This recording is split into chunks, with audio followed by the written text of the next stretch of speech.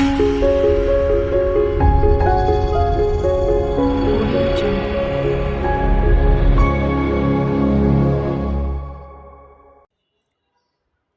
Back to biology revolution.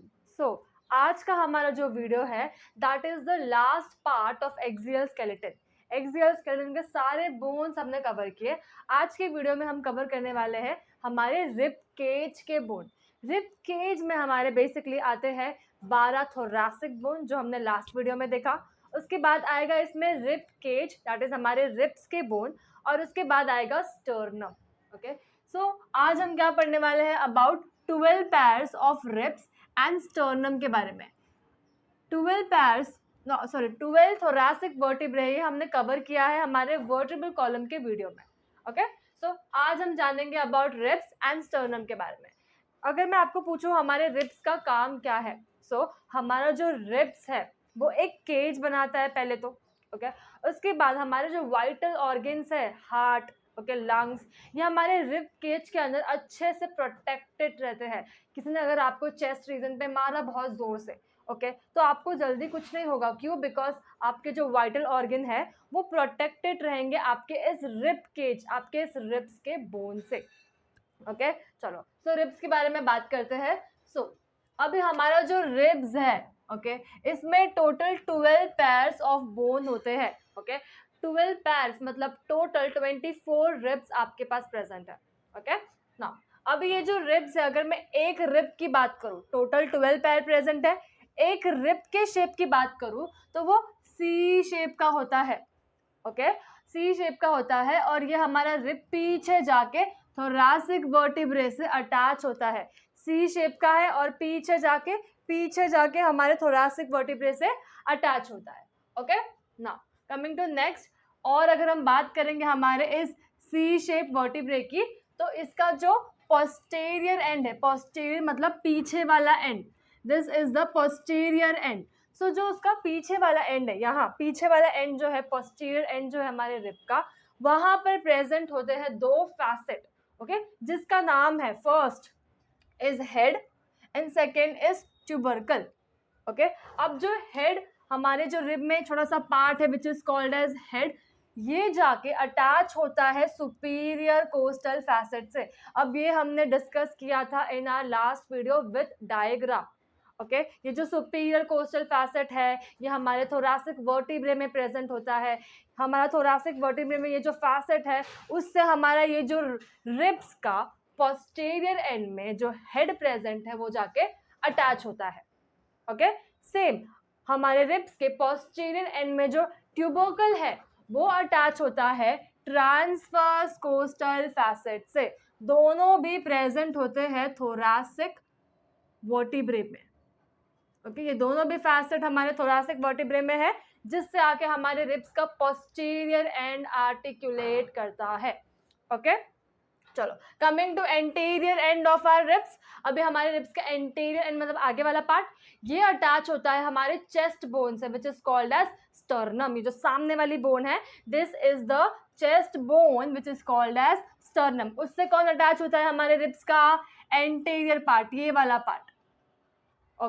चलो, तो ये था हमारे सी शेप रिब्स के बारे में। अब अगर हम लोग टोटल बात करेंगे तो हमारा जो रिब्स है वो कुछ पार्ट्स में डिवाइडेड है। First is the true ribs, असली रिब्स, मतलब ये रिब्स टोटल 7 होते हैं। असली रिब्स क्यों बोला? बिकॉज ये जो मेरे रिब्स है वो आके मेरे बोन से एक्चुअल में आर्टिकुलेट करने वाले हैं। कुछ रिब्स बस आते हैं बट आर्टिकुलेट नहीं करते, और कुछ तो फ्लोट करते हैं, आते भी नहीं है हमारे स्टर्नम तक। थ्रू रिब्स टोटल 7 है, और वो आके मेरे स्टर्नम से, this is the sternum bone, यहाँ पे आके अटैच होने वाला है। Coming to second, false ribs. False ribs 8, 9, 10, ये 3 रिब्स जो है उसे हम लोग फॉल्स रिब कहते हैं, जो आगे मेरे स्टर्नम से एक्चुअल में अटैच नहीं होता। फिर last is the floating ribs, जो 11th और 12th पैर है, that are my floating ribs, जो कि एक्चुअल में फ्लोट करते हैं, स्टर्नम तक भी नहीं आ पाते।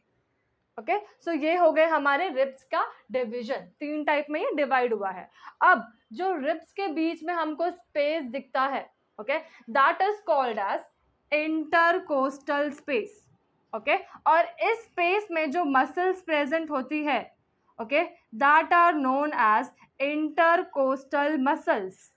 ओके ये इंटरकोस्टल मसल हमको हेल्प करता है इनहेलेशन और एक्सहेलेशन करने में। ओके चलो तो ये हो गया हमारे रिब्स की बातें। कमिंग टू द स्टर्नम, जो हमारे रिब्स आगे अटैच होते हैं हमारा चेस्ट बोन से, दैट इज आवर स्टर्नम। तो स्टर्नम के बारे में पढ़ते हैं इन डिटेल नाउ। अब ये जो स्टर्नम है ये दिखने में फ्लैट है, नैरो, इसका नैरो बोन है ओके और मीडियन प्लेस करता है, मीडियली प्लेस्ड मतलब सेंटर में प्लेस्ड है हमारे बॉडी के। ओके चलो फिर अभी this is our sternum. Okay 3 part में स्टर्नम भी डिवाइड हुआ है। First part is called as manubrium, okay second part is called as body and third इतना सा part is called as xiphoid process. Okay ये 3 पार्ट में divided है। Let's see each part now. Coming to manubrium, अब manubrium जो है यहाँ पर टोटल 2 नॉच प्रेजेंट होते हैं। ओके 2 नॉच, जो पहला नॉच है ये वाला दिस वन, इस नॉच में इस नॉच को हम लोग क्लेविकुलर नॉच बोलते हैं। क्यों? बिकॉज यहाँ पे मेरा जो कॉलर बोन है ओके क्लेविकल बोन जो है वो आके इस नॉच में आर्टिकुलेट करेगा। Okay second notch is called as first costal notch, मतलब यहाँ पे मेरा जो पहला रिब बोन है इस 7 में से 7th रू रिब में से जो पहला रिब बोन है वो आके मेरे इस फर्स्ट कोस्टल नॉच से अटैच होगा, आर्टिकुलेट करेगा। ओके चलो now coming to our body. Body में टोटल होते हैं 5 नॉच। Okay 1 2 3 4 and 5। ओके अब ये जो 5 नॉच है वो कहाँ प्रेजेंट है? मेरे बॉडी में। ओके और यहाँ से आके मेरे रिब्स के जो बोन है वो आर्टिकुलेट करने वाले हैं। 5 थ्रू रिब्स के जो बोन है it will going to articulate here. 5 इधर हो गया, 6 इधर हो गया। ओके एक और बोन रह गया, तो यहाँ पर अगेन एक छोटा सा नॉच होता है जहां पर मेरा सेकेंड रिब बोन आके अटैच होगा। Okay total 7 through ribs are going to attach over my sternum. Okay चलो third is the xiphoid process. अब जो जाइफॉइड प्रोसेस है, वन मोर थिंग, यहाँ पर 4 नॉच प्रेजेंट है which is indirectly attach to my ribs by costal cartilage. मतलब यहाँ पर जो एक यू कैन से एक अटैचमेंट का जो पॉइंट है that is the cartilage. 2 bone के बीच में there is a cartilage which is called as costal cartilage. Okay so rib और स्टर्नम के बीच का attachment point is costal cartilage. Okay now xiphoid process. Xiphoid process is the lower most part, पूरे sternum का सबसे lower वाला part है जाइफॉइड process. ये प्रोवाइड करता है space attachment of diaphragm and abdominal muscle. मतलब यहाँ पर 2 चीजें आके अटैच होंगी। फर्स्ट इज द डायफ्राग्राम जो हमारा जो लंग्स है उसके नीचे प्रेजेंट होता है। ओके एंड एब्डोमिनल के कुछ हमारे स्टमक के कुछ मसल्स यहाँ पे आके अटैच होने वाले हैं। जाइफॉइड प्रोसेस के बारे में एक और बात है कि इनिशियल स्टेज पे ओके चाइल्डहुड पे यू कैन से ये कैसा होता है? कार्टिलेज का बना हुआ होता है, सॉफ्ट बोन। उसके बाद later it is ossified, ossified मतलब हार्ड बोन। ओके सो ये थी हमारी बातें ऑफ रिब्स एंड स्टर्नम। तो इसी के साथ हमने हमारा एक्सियल स्केलेटन कंप्लीट किया। इन नेक्स्ट वीडियो हम लोग पढ़ने वाले हैं अबाउट एपेंडिकुलर स्केलेटन। ओके